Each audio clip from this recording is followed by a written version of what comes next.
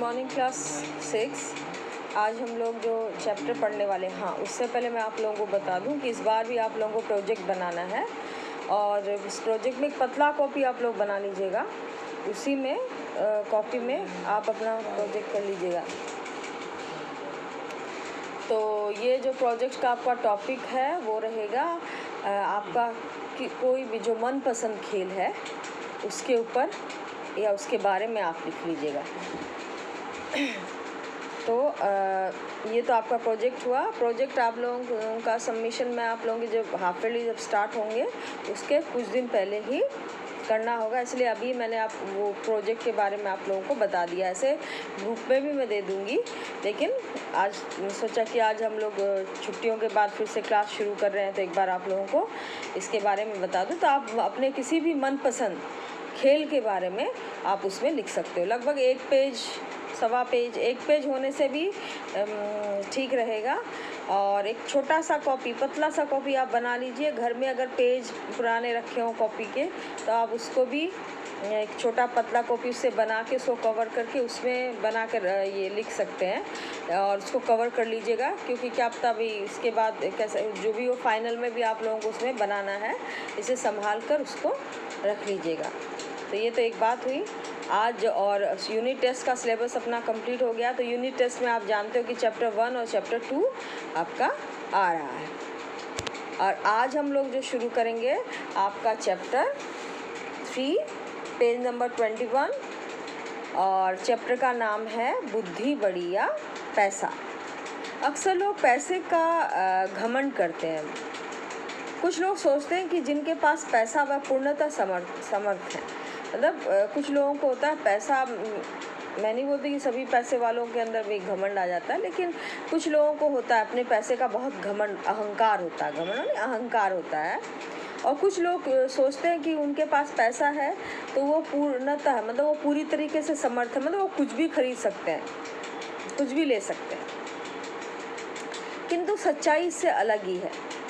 बुद्धि के बिना रुपया पैसा सब व्यर्थ है। और लेकिन अगर व्यक्ति के पास पैसे के साथ साथ बुद्धि ना हो तो वो पैसा, रुपया भी आया हुआ चला जाता है। जिसके पास बुद्धि है वह जितना चाहे पैसा कमा सकता है, पर पैसे वाला व्यक्ति बिना बुद्धि के सब कुछ गंवा सकता है।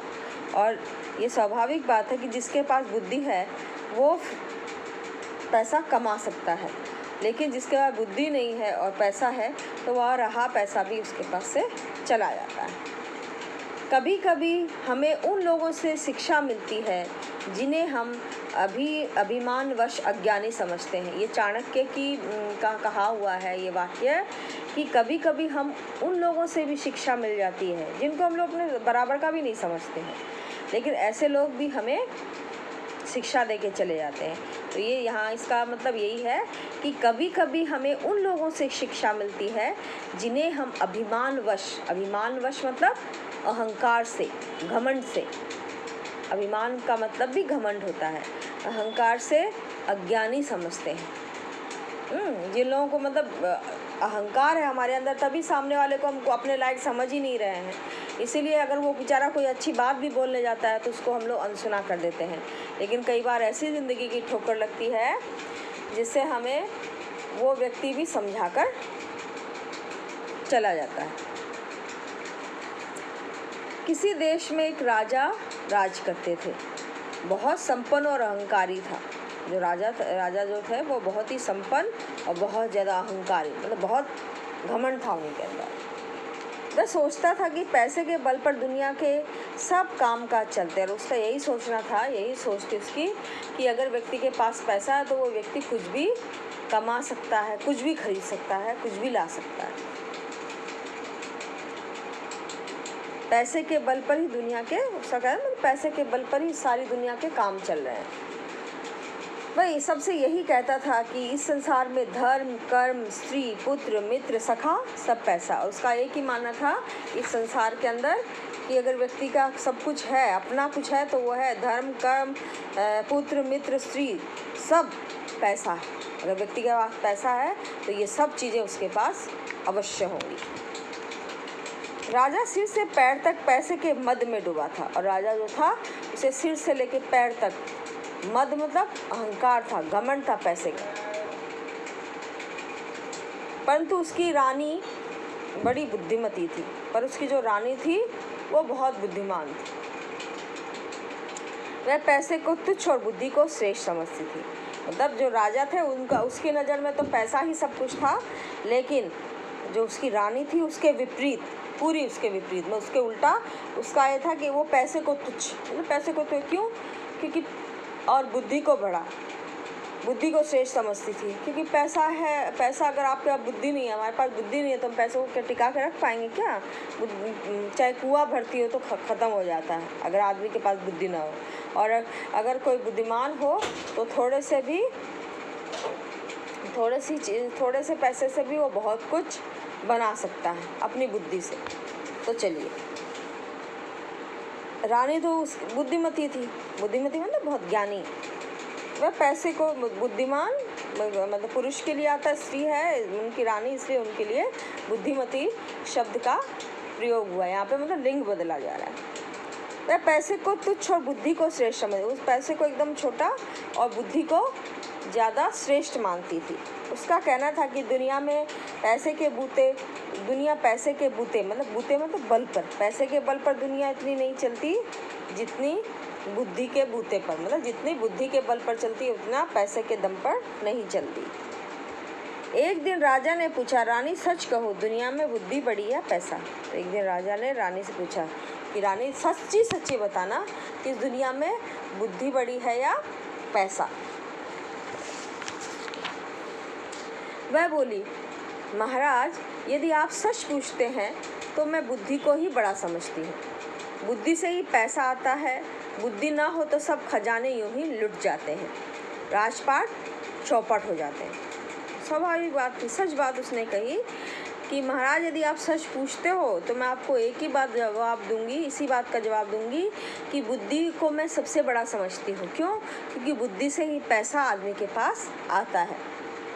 बुद्धि ना हो तो खजाने, अगर बुद्धि ना हो तो अगर आपके भर्ती खजाने आपके पास मतलब धन जमा है तो धन भी लुट जाता है, जमा खजाने भी लुट जाते हैं और राजपाट चौपट हो जाता है।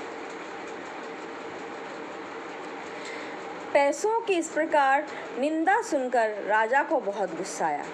जब उसने रानी ने पैसों की इस प्रकार निंदा की तो उसको बहुत गुस्सा आया। तो आप स्वाभाविक बात है ये तो, मतलब आजकल खैर लोग पैसे को ज़्यादा ही महत्व दे रहे हैं बुद्धि के साथ। मतलब पैसा भी ठीक, बहुत अच्छी बात है, पैसा भी होना चाहिए क्योंकि व्यक्ति की ज़रूरत है उसके बिना, लेकिन फिर भी इंसान को साथ ही साथ अपने जो से जुड़े इंसानों को भी महत्व देना चाहिए। क्योंकि इंसान जो हमारे साथ हैं, जो अपने हैं, वो मिल जाते, हम लोगों को नहीं मिलते। पैसा तो फिर भी हम लोगों के पास आता जाता रहता है, लेकिन हमसे जो जुड़े इंसान हैं, जिनको हम प्यार करते हैं, जिनको हम मानते हैं, अगर वो हमारे से बिछुड़ जाते हैं तो फिर उनको तो हम देख ही नहीं पाते। इसलिए पैसा हो ना हो अगले के पास जो भी हो, लेकिन हमें पैसे के साथ साथ अपनों को, अपने लोगों को महत्व देना चाहिए। यहाँ पे भी मतलब बुद्धि को उन्होंने, क्योंकि बुद्धि व्यक्ति के पास बुद्धि दिमाग रहता है तभी ना वो सब कुछ हासिल कर पाता है, और बुद्धि रहती है तो आदमी गए धन को भी वापस लौटा के ले आता है। तो यहाँ पे इसी बात पे दोनों की बहस है। जो रानी है वो बुद्धिमान है तो उनका मानना है कि बुद्धि बड़ी है, और राजा जो है उनको अहंकार है, घमंड है, इसलिए वो पैसे को सब कुछ समझते हैं। बुद्धि तो उनमें भी है लेकिन वो पैसा मतलब उनको पैसे का अहंकार है, पैसा ही उनको सब कुछ बड़ा लगता है। तो क्या हुआ कि रानी ने बोला कि भाई बुद्धि ही सबसे बड़ी है, बुद्धि ना हो तो बड़े बड़े खजाने आदमी के लूट जाते हैं, राजपाट चौपट हो जाते हैं। इस पैसे की इस प्रकार निंदा सुनकर, अब पैसे की जब रानी ने इस प्रकार बुराई की तो ये राजा को बहुत गुस्सा आ गया। वह बोला, रानी तुम्हें अपनी बुद्धि को बड़ा घमंड है, मैं देखना चाहता हूँ कि तुम बिना पैसे के बुद्धि के सहारे कैसे काम चलाती हो।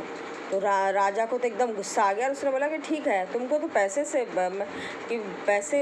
तुम बुद्धि के सहारे कितना दिन तक अपना काम चला सकती हो।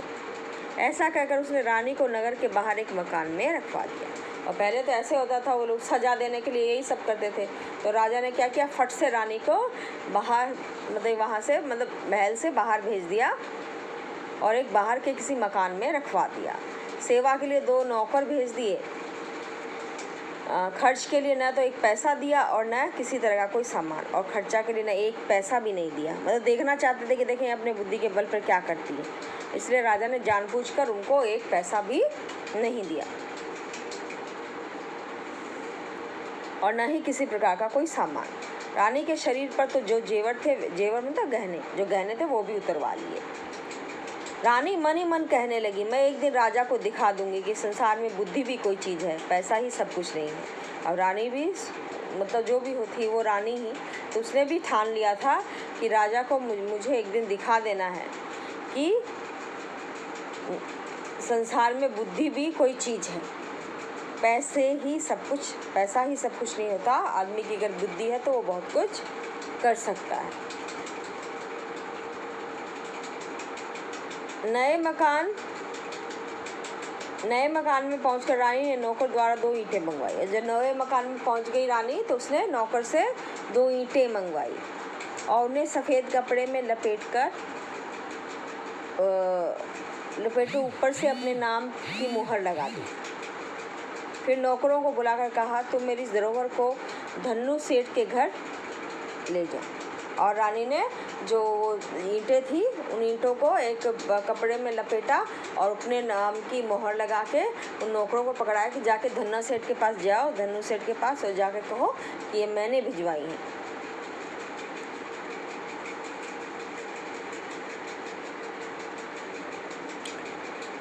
और 10,000 रुपये मंगवाए हैं। कुछ दिनों में तुम्हारे रुपए सूद के साथ लौटा दिए जाएंगे और धरोहर वापस ले। धरोहर मतलब अमानत, अपनी कोई चीज़, ज़रूरत की चीज़। तो रानी क्या करती है, अपने जो ईंटें हैं उन्हीं को ही लपेट कर रैप करके उसके अंदर अपनी मोहर लगाकर उसके ऊपर उसको नौकरों के द्वारा सेठ के पास भेज देती है और उससे 10,000 रुपये मंगवाती है। इस प्रकार से ये वाला चैप्टर आज हम लोग यहाँ तक ही करते हैं। अगले क्लास में इसको फिर से पूरा करेंगे। और आपका लेटर है, वो लेटर खैर जब होगा तो मैं लिख कर आप लोगों को ग्रुप में दे दूँगी, तो आप लोग देख लीजिएगा। Thank you class.